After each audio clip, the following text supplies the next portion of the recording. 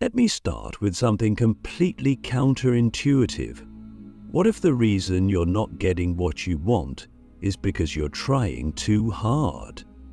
Now wait, that sounds wrong, doesn't it? We live in a culture that worships effort. Hustle, grind, push. We're told if we just try hard enough, we'll break through, work longer, sleep less, do more, force it. But what if trying is the very thing standing between you and the results you want? What if the harder you try, the further you drift from flow, from clarity, from power? This isn't laziness. It's not giving up. What I'm talking about is something deeper, something spiritual, psychological, and even biological. A paradox that has echoed through the minds of sages, monks, martial artists, philosophers, and yes, even modern high performers. The less you try, the better you become. Let me explain. Imagine standing in a pool of water. You want to grab a floating leaf, but every time you lunge toward it, you create ripples. The water churns, the leaf drifts away. Click subscribe to this channel to get more topics you love.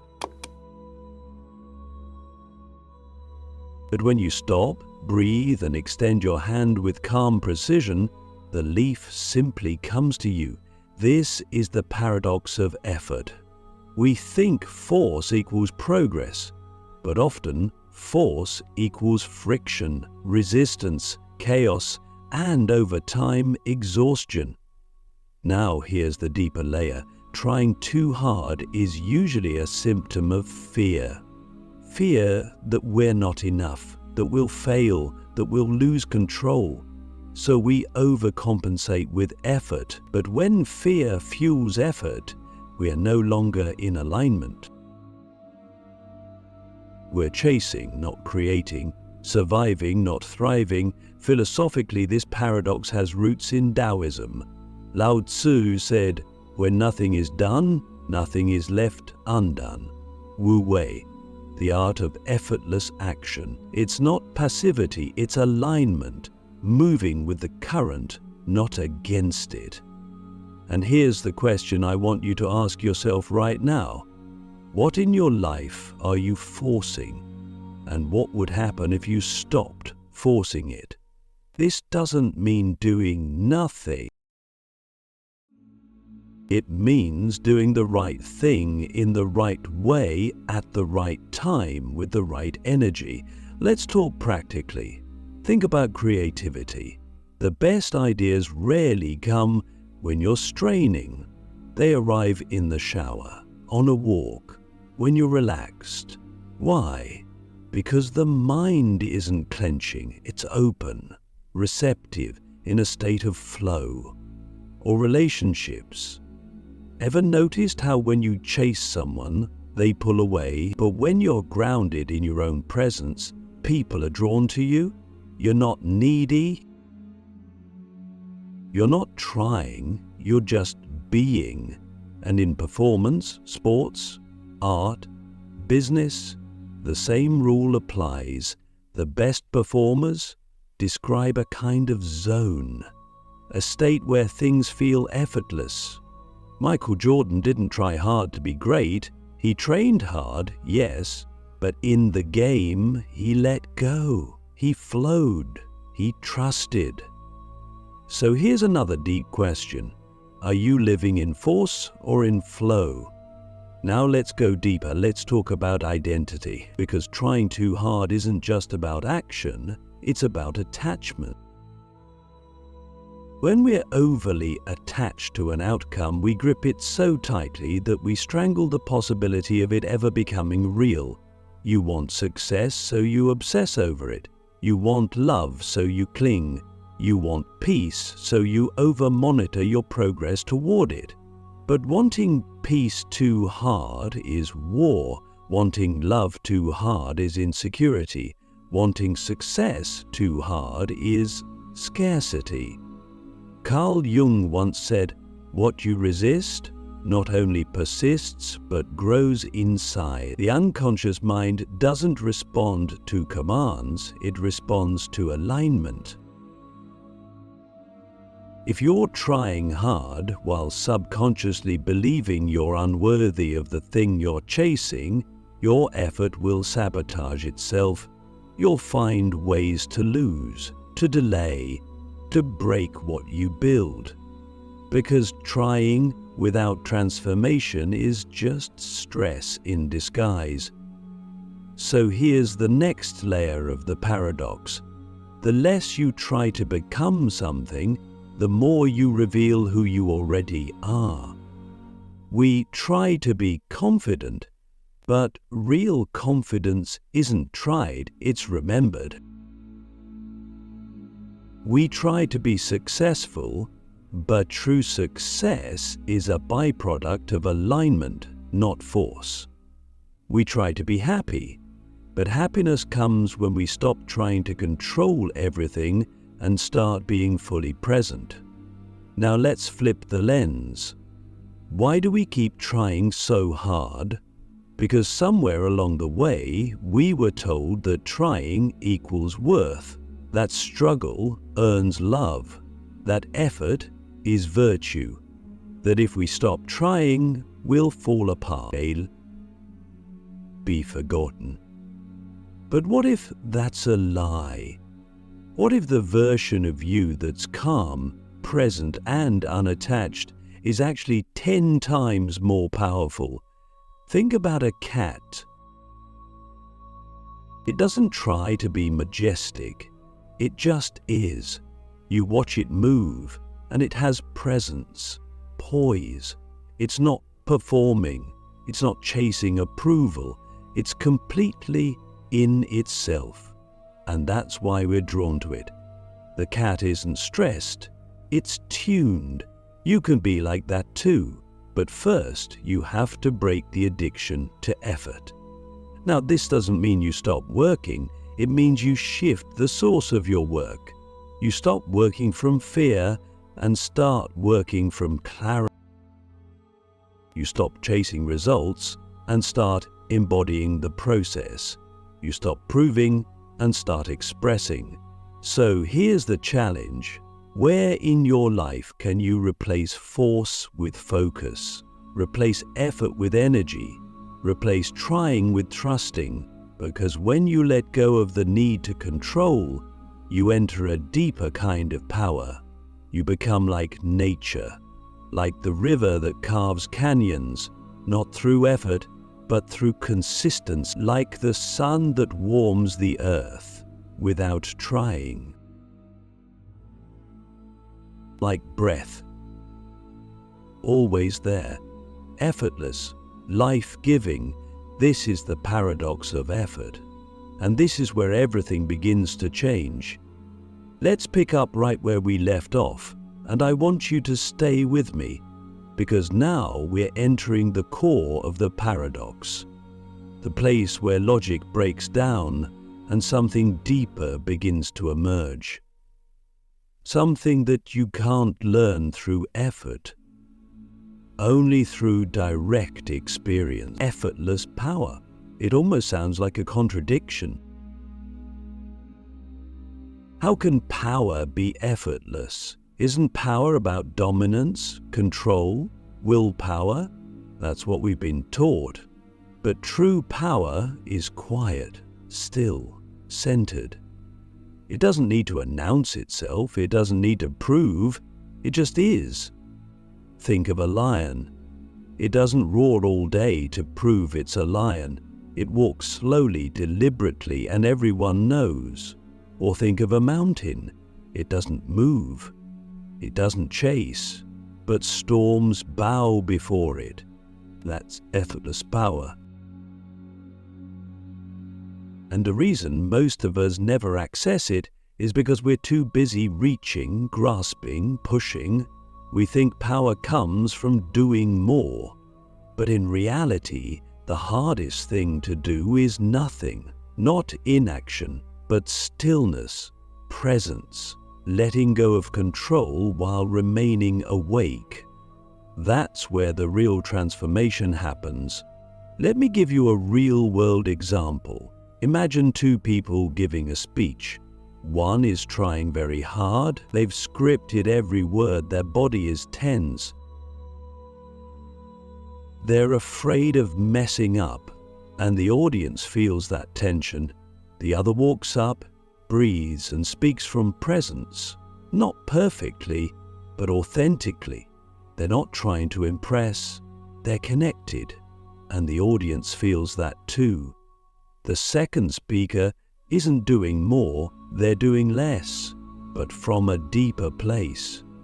Now, here's a question for you. When was the last time you felt truly powerful without trying? What were you doing? Who were you being? That moment, that feeling, is a clue. It's pointing to your natural frequency, the version of you that doesn't have to strain, that doesn't have to earn the right to exist, that just is. And here's the mind-blowing truth. That version of you is always available, but to access it, you have to let go of the one that's always trying to be liked, trying to be perfect, trying to be enough. This is where we turn inward, because the paradox of effort isn't just about action, it's about identity. The ego tries, the self allows. The ego performs, the self expresses. The ego fears, the self trusts. So the real shift isn't in what you do, but who you're being while you do it. That's why you can do the same thing, send an email, have a conversation, make a video, and get radically different results depending on the energy behind it. Trying energy is heavy, desperate, it repels. Aligned energy is light, clear. It attracts. Think about nature. It doesn't try to grow, it just grows. A flower doesn't hustle to bloom, it opens when conditions are right. It trusts the process, not because it's passive, but because it's aligned with its own design. You are no different. You have a natural design, a rhythm, a current.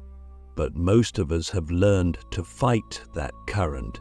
We're swimming upstream in our own lives because we're addicted to effort. And here's the real danger. Effort becomes your identity. You start to believe, if I'm not trying, I'm not worthy. So you push, you grind, even when it's not working, even when your body and soul are screaming for stillness, because you're afraid of what happens when you stop. But let me ask you something radical. What if stopping isn't the end, but the beginning? What if, when you stop trying to be someone, you finally realize you've been someone all along? What if, when you stop chasing success, you start attracting it? What if, when you stop proving your worth, you begin to embody it? This is where effortless power lives. It's not about doing nothing, it's about doing the right thing from the right state, and then letting go of the outcome. This is what Zen teaches. The archer pulls the bow not to hit the target, but to become one with the shot, to be fully in the moment. The result is not the goal. Presence is the goal, and ironically, when you stop obsessing over results, you often get better results. Not because you tried harder, but because you became clear. So, here's another challenge. Where in your life are you operating from fear? And how would it feel to operate from trust instead? Trust in your timing, trust in your inner wisdom, trust that you don't have to force what's meant for you. This shift changes everything. Your energy, your relationships, your creativity, your work. all of it, because trying is rooted in lack. Letting go is rooted in abundance. When you believe you're already enough, your actions become expressions, not compensations. You write because you love writing, not because you need validation. You speak your truth because it's real, not because you need agreement. You move toward your goals because they inspire you, not because you're afraid of who you'll be if you fail. That's freedom. That's effortless power, and it's not something you earn, it's something you remember. So I'll leave you with this final question before we go even deeper. What would your life look like if you stopped trying to control it and started trusting it instead? Because the moment you surrender, you rise. Let's arrive at the final truth, the still point, the place where the paradox collapses and something deeper takes over. If you've been with me this far, you already feel it, that subtle shift, that whisper inside you that says, maybe I don't have to try so hard to be who I already am. Because mastery isn't about control, it's about surrender. It's about reaching a point where your actions are no longer reactions, your movements no longer forced, and your ambitions no longer driven by insecurity. You're still moving, still acting, still striving, but from a place of deep stillness. That's the still point. It's the eye of the storm. It's the moment in martial arts when the master no longer thinks about technique, it just happens. It's the moment in music when the musician becomes the melody. It's the moment in life when you stop grasping and start flowing. And it's available to you right now. But first, a question. What are you still trying to control in your life? And what would happen if, just for a moment, you let go, not gave up?